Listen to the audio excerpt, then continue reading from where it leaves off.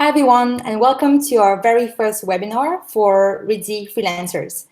If you're here today, it's because you're one of our professionals in the Reedsy community, and we're really excited that you join us for this first webinar, which is called 5 Insider Tips to Win More Work on Reedsy. Before we dive in, I just want to quickly introduce myself and the team. So I'm Mathilde, and I'm joined by my colleagues Marija. Hello. And Sinead. Hello. Great. So we are part of the community team at Reedsy. Our job is to help you make the most out of Reedsy and make sure that all your collaborations are successful and run smoothly. By the way, a fun fact, in case you don't know, is that we're all based in Europe, but we actually are in 3 different locations. This is because Reedsy is a remote and a distributed team. So now that you hopefully know a little bit about us, or at least where we are, let's talk about the goal for this webinar. You've probably guessed from the title, today is all about sharing some tips and tricks to help you make the most out of Reedsy to win more clients. And where do those tips come from? Well, we've analyzed what our most successful freelancers do, and we'll be sharing some real examples with you from collaborations that happened on Reedsy, on the platform. Here's what we will cover. First, Marija will start by basically debunking some common myth that we've heard about the marketplace. Then Sinead will share 5 tips, so the 5 insider tips that we've promised you. And finally, we'll cover best practices to follow when your client has accepted your offer. So this should take us no longer than 30 minutes. But we'll have a short Q&A session at the end of the webinar. So at any point during the webinar, if you have a question, feel free to just send it by using the chat that you should see on the top right corner of your screen on YouTube. Just send those questions and we'll be monitoring them, and we'll pick the top questions at the end, and we'll try to answer as many as possible at the end of the webinar. Now let's get started with some myth busting. Over to you, Marija. Hello, everyone. So let's look at some common myths and misconceptions about our marketplace and try to debunk them with some real-life examples. So the first and probably the most common misconception is that cheap always wins on Reedsy. And although price is important and some clients do come looking for a bargain, the statistical fact is that only 50% of the clients pick the cheapest offer. So you might not believe me, but in searching through some requests to find some good examples to show this for the webinar, I managed to fill up a pretty large folder with examples, and you can see a couple of them here. So first, on the design request, you can see that the cheapest offer is almost half of the one that actually got accepted, and it didn't even have an upfront payment. So the fact that the author accepted a larger quote with an upfront deposit shows, first of all, their commitment to their book and the project, and it also means that authors are actually looking for quality and commitment rather than the best deal on the price, in many, many cases anyway. Another example you can see is this marketing request, where the offer that was accepted is exactly twice the amount of the cheapest one. And on this particular request, I've seen that the client has chatted for some time with the marketeer, and they obviously managed to show them the value that they will be able to bring to their project. So the next misconception relates to publishing houses. As you may know, we not only have indie authors on our platform, but also a number of publishers, currently counting around 700. And the fact that publishers pay more than indie authors is simply not true. And I can prove it to you by showing a couple of real-life Reedsy marketplace examples again. So on this design request from a publishing house, you can see that they've accepted the cheapest offer, and they've actually stated that they will not pay more than $300 for a cover design, and that is including the stock imagery. So you can even compare that to the previous design request we've just seen, where the author paid almost twice the amount, which is still a relatively low price for a cover that we see on our marketplace. So another good example of publishers going for the cheapest prices most of the times is this ghostwriting request, where you can see that the offer that was refused was considerably larger and the publishing house went for the cheaper one. So this is most likely due to the fact that authors increasingly understand the need for professional help on their book, and we also regularly remind them of the benefits as well. If you engage with an author and show them that your services are worth the price, then you can get some really great authors on your client list, because their book is their baby and they don't just want to throw it to anyone and get things done. They actually want quality.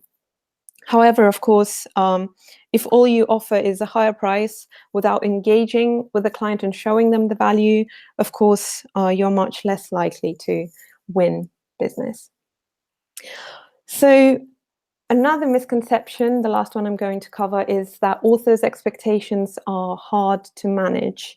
And although it obviously can be very true, clear communication and quantifiable offers can help you manage expectations right from the very beginning. I'm sure many of you have seen at least one of the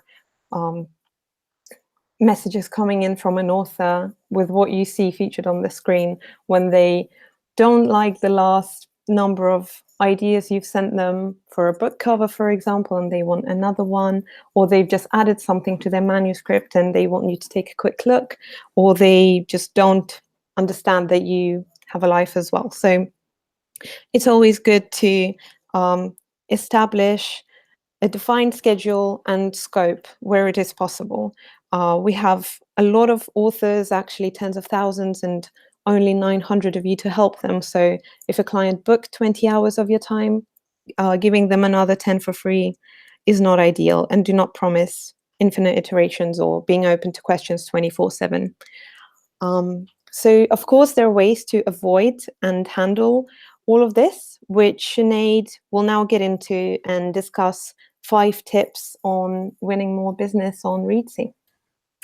Hey, so as Marija said, I'm just going to go through the top 5 tips that we think will help you on Reedsy.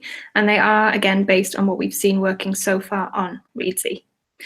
The first is probably the most important, and that is to genuinely engage with every client and every book that you get. Although you have been chosen out of maybe 50 people who match their search, you can still only be in their top 5 maybe. So the conversation that you have with the author is the best opportunity for you to make yourself number 1. For example, if you've worked on a book in the same genre recently, let the author know. Don't assume that they'll guess. And if you relate to anything in that story, let them know again, just to add a personal touch.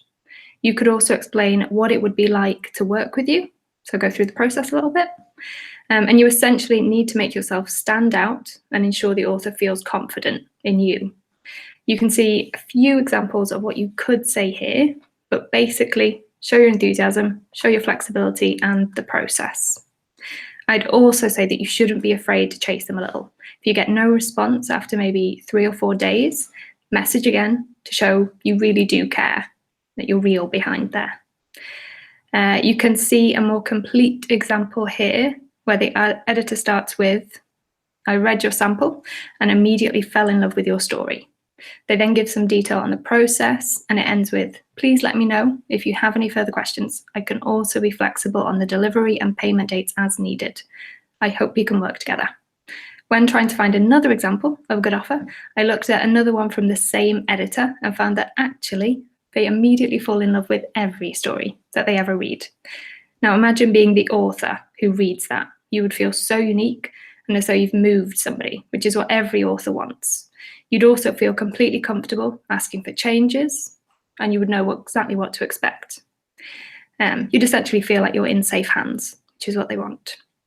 It is a template answer, but it feels natural and genuine, whilst also covering all the basics and offering some book and genre-specific feedback. So make the author feel special and don't be afraid to show off a little. The next 2 tips should help you to save time. So firstly, keep your quotes concise. This is the best way for you to manage the scope of the project and avoid time-consuming problems later down the line. The offer not only helps form the details of your contract, but is also the best way to confirm the client actually understands what they are, and importantly, are not getting. Authors can very easily get carried away with the exciting book ideas and pay less attention to the finer details, but their understanding can be the difference between a really great collaboration that goes really smoothly and a minor nightmare. A few specific things to state are: how many rounds or iterations will there be? Will you do 2 edits? Will you send 6 initial cover ideas? Or will it be 22 initial cover ideas, 9 website layouts, 2 gross written books to check that they like the tone? Some of these are obviously ridiculous, but the point is, if you don't say upfront, you may have to explain why it's not realistic for that later on. It's much easier to get it clear at the start than to explain why you can't do another round of edits for them. You should also be clear on what you can't guarantee. So will they definitely sell more books after you help with their marketing? Will they get mentioned on the biggest blog tours? Make sure they aren't expecting something you can't guarantee. And if this sounds like a lot to cover for every request, the next tip should help with that. And that is to make templates your friend. If you have decided you're interested, even just a little bit, templates or pre-composed messages that you edit will help you to efficiently cover the basics every single time, while still allowing you the time to engage with the important bit, the book. Ensuring every author gets all the information they need will avoid lots of questions later, and again, instill confidence in the author as they then know what to expect from the start. And we do absolutely know how frustrating it can be to spend time discussing a project and then get a quick, sorry, my friend is going to design the cover. So templates should help you to get the basic information you need before you make the judgment and spend time on that request. One of the best examples of this comes from one of our editors who responds to every request in almost exactly the same way. They start by showing enthusiasm for the book, picking out a few strengths to highlight to the author. They then demonstrate their commercial awareness of that particular genre or theme and ask a few basic questions to show they are really engaged. The second part of that first message is essentially an FAQ, which every time is a template. In the template, they go through the process in a step-by-step way. They detail different types of editing, so that is clear.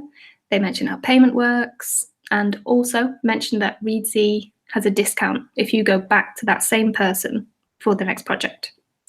The whole response is about 1,500 words, but the editor really only works on about 400 words per request. And the rest is a template, but the author doesn't really know that, which is the point. If you wanted to be even more efficient, you could also direct them to the Reedsy FAQ rather than typing the information up yourself. And that covers a lot of the basic points that the author would need to know, including descriptions of what each service actually is. The next tip will help in terms of helping you to get the right requests in the first place. So that is to not be a Jack or Jill of all genres. And by that, I mean you should make sure your profile is specialized. If you list genres that you aren't totally confident with or that you can't show books for, don't be surprised to get lots of poorly considered requests or worse, low numbers of requests. So for example, if you were a romance author, it makes perfect sense that you want a romance editor, not a sci-fi, romance, physics, memoir editor. And essentially as an author, you want that specialist. And if after seeing a more generic profile, you find the specialist, you will likely forget the generic profile. So keeping that profile focused and specialized will help you to funnel more considered requests your way, at least most of the time, and ensure that the request will actually be of interest to you. One of the best ways to do this starts with your short description, as it's the first piece of text an author will see. You can see here in the next slide a couple of examples from Martin. He starts first by mentioning the traditional publishers he has experience with, the number of years. He shows his genre specialism and also adds a little personal touch at the end there. In contrast, his other short description is, to be honest, pretty empty. We already know he's an editor, that he's worked in publishing, and a personal pet hate of mine, he has worked on fiction and non-fiction, i.e. books. So you can see a few more examples as well for a couple more of our services there. But the main difference is essentially how specific they are. The ones on the right are pretty samey. Even though they sound impressive, they don't actually give you a lot of information. And authors want to see the specifics, hopefully that they've searched for, and that will really jump out at them when they're actually going through the list of results. The final point is to not be trigger happy with the decline button. You are absolutely free to decline what you want to, and the decision is always yours. And we do know as well, it's much easier if you are working with somebody that you're interested in, a book you like, but please give yourself the opportunity to find that out before you decline the request. So, for instance, I wouldn't decline unless you're actually too busy for probably the next even a year maybe, or if you can't help with any of the services that you see on the request. You can see a few questions that we suggest you think about on this slide here, but essentially authors don't always know what they actually need. And even when you can't help with everything that they request, you may be able to help with a part of it. And remember, they can accept more than one quote. So if you want to help with maybe the developmental side, someone else can help with the copy editing. If you can't meet the deadline, you can say when you are available, see if the author is flexible. And many freelancers at the moment are scheduling jobs for the next 6 months in advance. And you probably won't be surprised by how many authors pick their deadlines out of thin air. So it's always worth asking. But put simply, authors make mistakes, and they are usually much more flexible, especially if they really like you. So if you're interested, ask questions first before you turn them down. I think if you try to follow these tips and just engage with the authors, consider things up front, use templates, it should really help you to get the projects that you want on Reedsy and also get them for the price that you want them. Marija, I think now will show you a few pointers on how to manage the collaboration once they've accepted your offer. Yes, so now I wanted to share 4 things to think about once your offer has been accepted, just to make sure that you have the smoothest collaboration ever. So first of all, check amendments carefully. This obviously doesn't apply to every single collaboration, but more often than not, you will need to change some dates or payments around, and at least 2 or 3 times a week, we have an author who's extremely confused that they've been charged when they wanted to post a payment back, or they were notified about a payment coming up when they're not expecting it. So do make sure to change everything when making any kind of an amendment to your collaboration, as, for example, the payment date doesn't automatically change the completion date. And also ensure that the author has accepted the amendment in time. It didn't expire. And obviously, if there is a problem with that, do let us know. Communication. I cannot stress enough how important communication is. Ever since your first contact with the client when they've initially sent you the request, up until the very end when you hand over that finished project and discuss it. So do communicate throughout to avoid any type of unnecessary panic, and do keep the client updated. Some authors may not quite understand that you have other clients or any type of life outside of your freelancing work. So just keep them updated on the progress of your work and whether everything is up to speed or not. So you don't want them going into panic mode and sending you 20 messages over the weekend thinking that you have forgotten about them. So the next thing is, always do ask authors to leave you a review.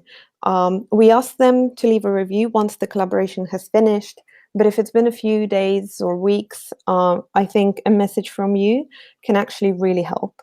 And although not everyone is completely comfortable with asking and fishing for compliments, but it will really help you with your profile and getting more work later on. Also, do remind them of the discount for repeat business, repeat collaborations that we have on the Reedsy fee. So once the collaboration is finished, they've left you a review, you've left them a review, they will see a little hire again button, which is great for them to have there, because they will be able to see it and contact you again if they want. So do send them a message if you know they have another book coming up, they're thinking about writing it, or they will need more help with the book. So always do tell them. So the last thing is asking for help. When you're a freelancer, it might sometimes feel like you're on your own, but one of the things on Reedsy is that we always are here to help you out. So do let us know if you think something is going wrong, or you're finding a client to be particularly tricky. It is exactly what we're here for, and often it just takes someone stepping in with a fresh pair of eyes to offer some advice or find a resolution for a problem. So message us through the help button, use our emails. We will definitely respond to you.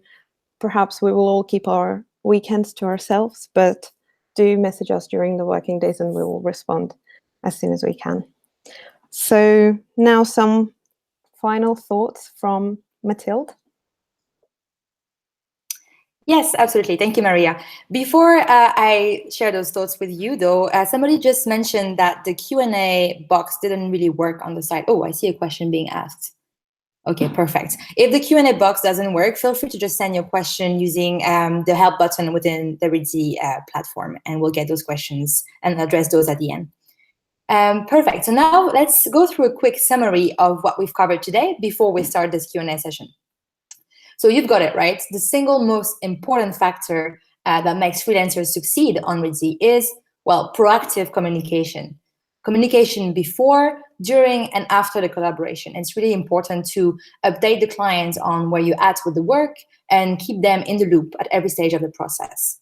And I would now like to share a final tip with you, which is essentially, there's another great way to get exposure to a community of authors and publishers. It's by creating educational content. Obviously, we're not asking you to create this alone, and you're in luck because we have a very active blog, a very active also series of email courses called Reedsy Learning. And we also have a weekly live stream where members of the community like you can share tips and, well, help our authors understand how they work behind the scenes.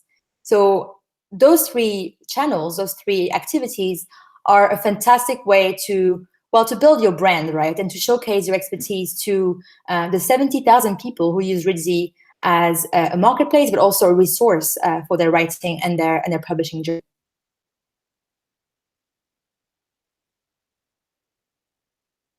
Just get in touch with us after this webinar, and we'll make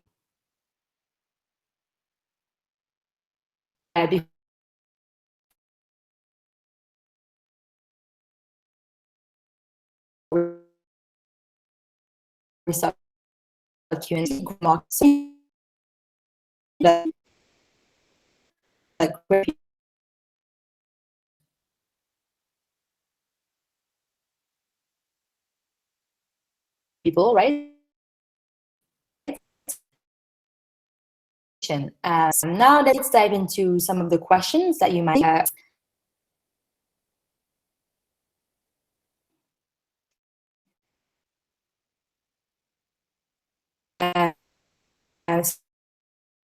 So I'm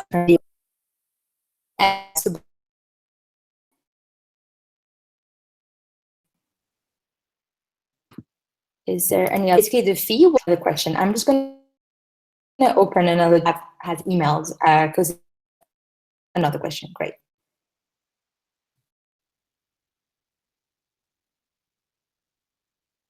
everyone can send a request.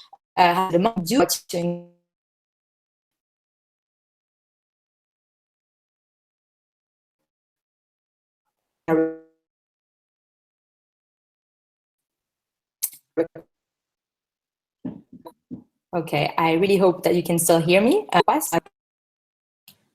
Mathilde, maybe I can take over a couple of the questions. I'm not quite sure what you've answered so far, but Ewan, yes.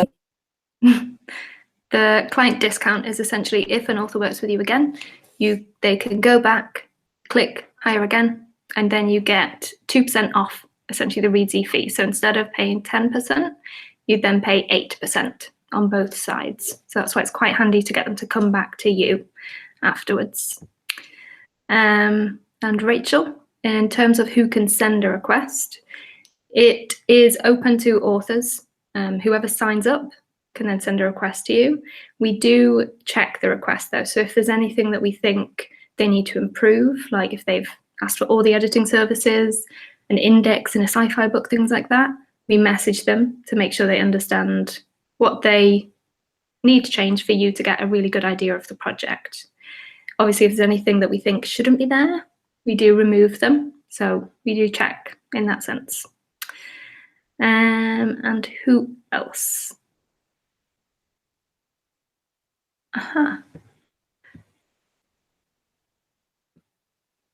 Yes, so the slide presentation will be available after the webinar, so you can get that available later if you want to look again. And actually, the entire webinar is being recorded, so you will receive a link with the recording as well. Yeah. Hi there, I'm back. Sorry about that. That's okay. So, I'm not sure what you've been answering so far. We've just answered Ewan and Rachel, but I think Leslie's point about getting more collaborations. Yes, let me have a look.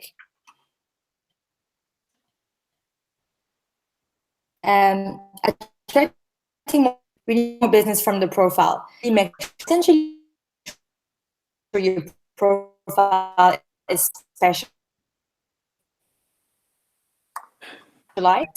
Involved in Reedsy Learning, the blog, Reedsy Live. It's also a great way to get exposure and showcase your expertise to our community. Then, so let me just read a second. Yes, by the way, the presentation, we'll send the presentation slides to everyone after the webinar. How to use the out of office? That's a good question. So you can go in your account. Your account is basically on the top, the bottom left corner of the platform in the navigation. And from ongoing collaboration that you're having.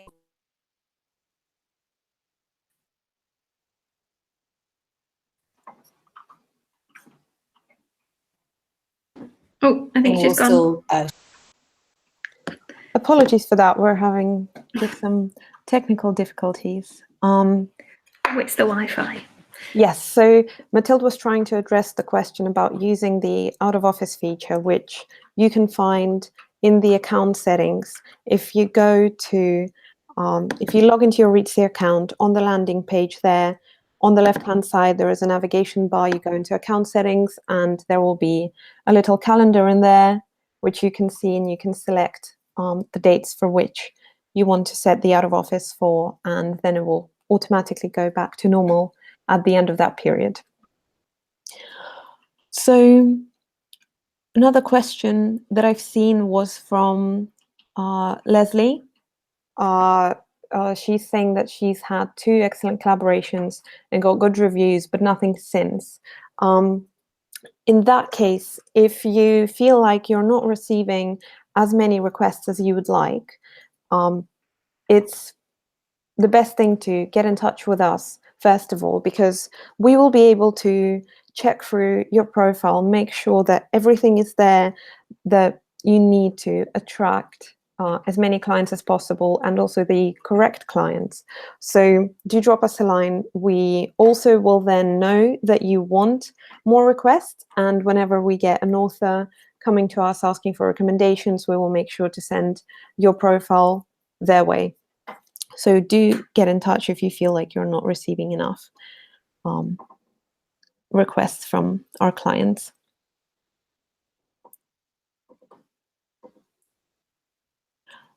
Okay, so another question, just looking for it.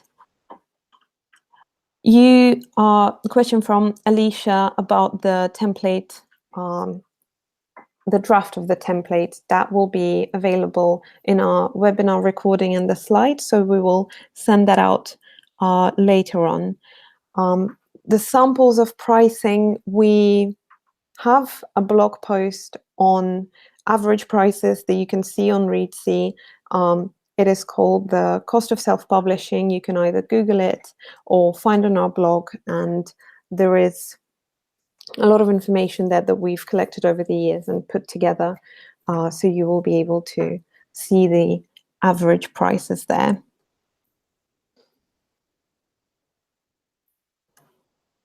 I think I just want to add there as well that when you look at that price blog, if you see prices that maybe are not quite what you would want to charge, focus on the communication. So really engaging with the authors, and that will help you to get the price that you want. If you just give a price out and you don't really explain where you're adding the value there, it's not as likely to be accepted as if you really do focus on that communication. And you can also see, I think it goes by word in there on the different kinds of editing and the different kinds of services as well.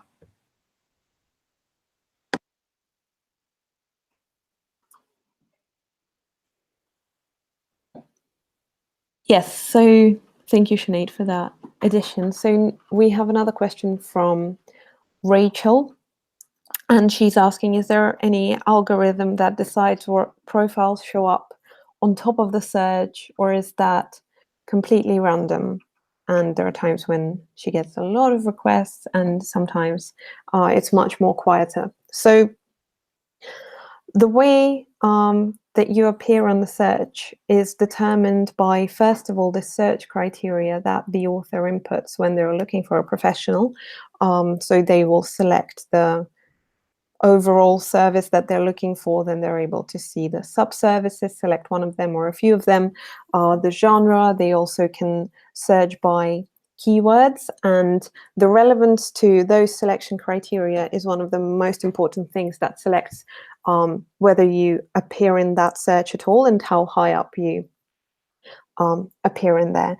Also, your response rate might affect where you come up on the search, but if you're responsive to clients, as we mentioned in our onboardings, we ask that you respond to them within 2 days by either just messaging them or quoting if you're pretty quick. So the response rate should always remain at 100%, and that will also increase the chance that you will show very high up for the relevant genres.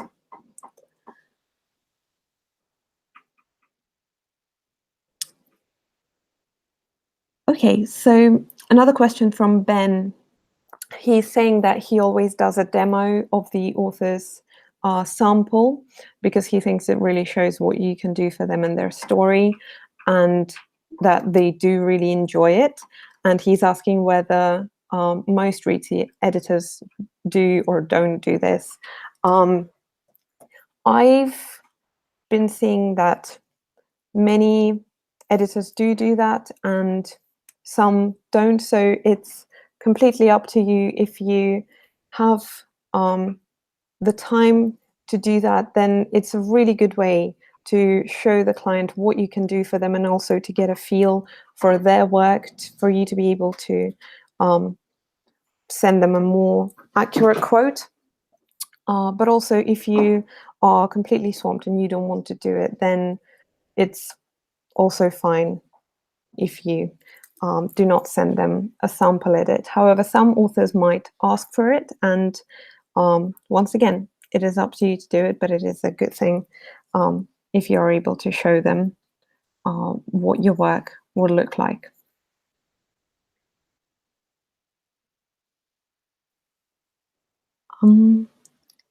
A question from Adam: is there a way for professionals to advertise themselves to the potential clients? And as Mathilde has mentioned, I'm not sure if everyone could completely hear what she said about creating material and adding to our resources for the clients. It is a really good way to gain exposure to a huge number of potential clients, to also showcase your expertise and knowledge. And once they see that Reedsy learning course that you've written, the blog post that we posted that was written by you, or even better, a Reedsy live, when they see a live webinar and are able to ask you questions and actually engage with you, and they see that you are a very knowledgeable, personable professional, then they will be very inclined to send you a request when they need those kind of services. So Reedsy learning and all of the other resources that we create, that you create with our marketing team, is actually the best way to advertise yourself and gain a huge number of potential clients, because we share all of that across all of the channels, and it reaches far and beyond to our 100,000 potential clientele.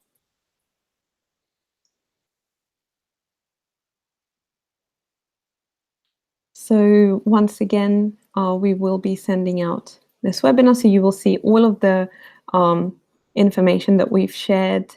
And thank you.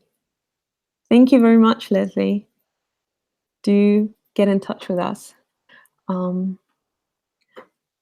We just have time for one more question.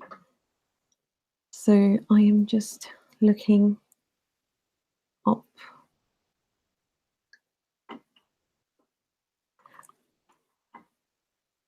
So a question from Mike.